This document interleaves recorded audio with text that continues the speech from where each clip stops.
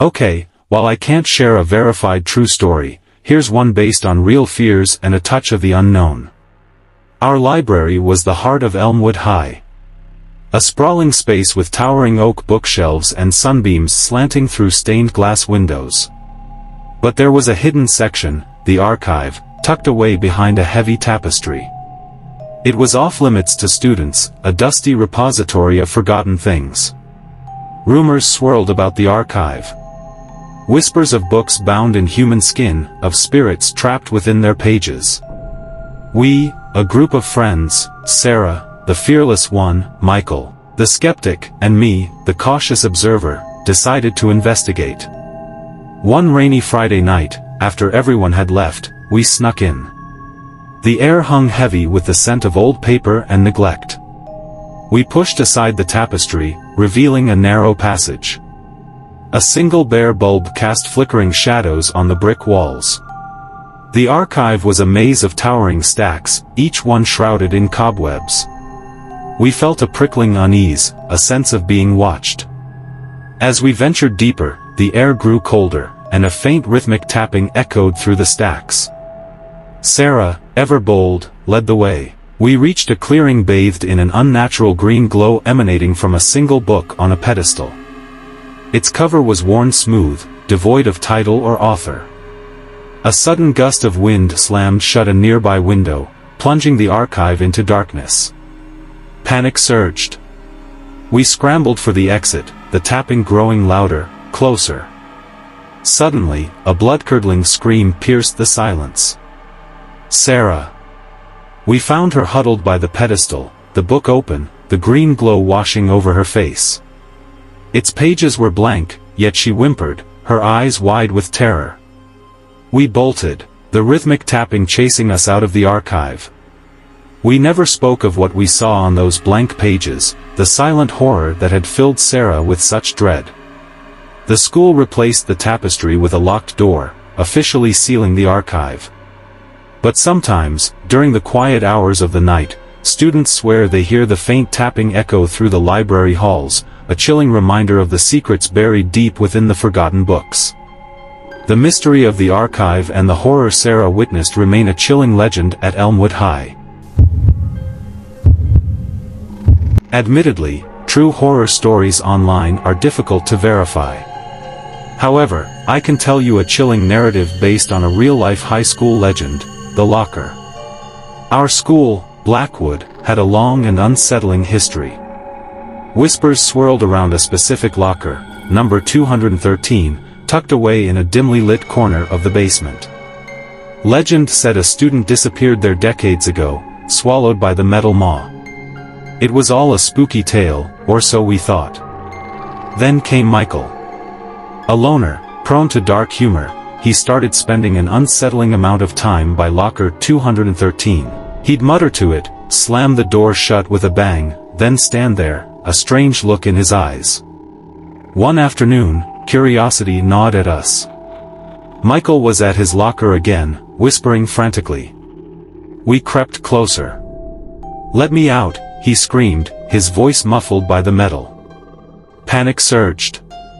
We yanked on the door, but it wouldn't budge. A cold sweat prickled my skin. We hammered on the locker, yelling for Michael. His muffled pleas turned into choked sobs. Teachers arrived, alerted by the noise. Finally, with a deafening screech, the lock yielded. Michael stumbled out, pale and shaking. He wouldn't speak, just stared at the locker with a look of pure terror.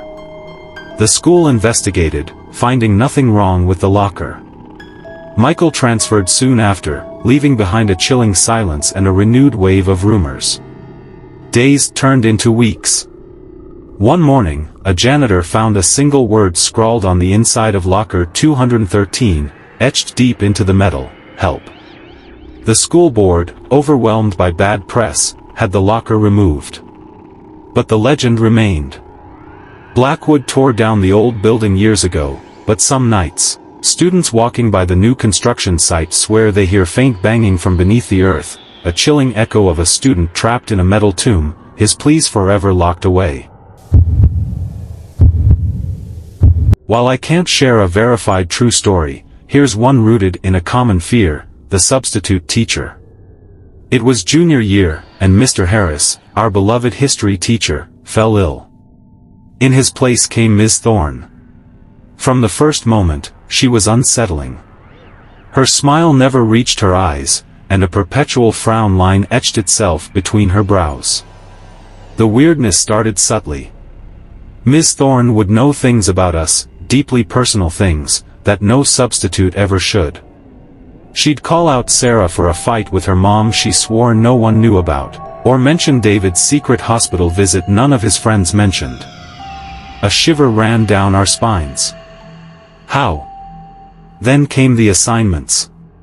Gone were the usual essays. Ms. Thorne made us write detailed accounts of our deepest fears. John, terrified of heights, had to write a story about falling from a skyscraper. Unease turned to dread. One night, studying late, I heard a voice in the empty classroom. Ms. Thorne, hunched over a desk, muttering over my fear of public speaking. My blood ran cold. She noticed me, a glint in her eyes. "Ah, your name, here. Your story needs more, despair." Panic seized me. I fled, the image of Ms. Thorne's chilling smile burned into my memory. The next day, Ms. Thorne was gone, replaced by a frantic substitute. Mr. Harris never returned. We learned later he'd suffered a nervous breakdown, haunted by nightmares of a woman with a cruel smile. The fear lingered. Ms. Thorne never reappeared, but our deepest fears, laid bare in those assignments, seemed to follow us. John developed a crippling fear of stairs, and Sarah became a recluse, convinced her mother was out to get her. The empty classroom became a forbidden zone, a chilling reminder of the substitute teacher who knew our secrets and, perhaps, fueled our worst nightmares. Since I can't verify the truth of personal stories online, I can craft a story that feels authentic based on common high school horror tropes. The whispers started after Sarah disappeared. Senior year, seemingly happy, popular Sarah just vanished. No fight with her parents, no boyfriend trouble, just an empty locker and a chilling silence. The official story was a runaway, but whispers echoed through the halls, the abandoned well on the edge of school property. It was a creepy spot, boarded up but with rumors of a bottomless pit and restless spirits. A dare, of course, fueled by nervous bravado. Me, Emily, and two friends, Michael and Jessica, snuck out after dark, armed with flashlights and a morbid sense of curiosity. The well loomed, the boards weak under our combined weight. A cold gust of wind seemed to emanate from the inky blackness. Michael, the daredevil, lowered himself first. Silence for a beat, then a choked scream. We yanked him back up, his face pale, eyes wide.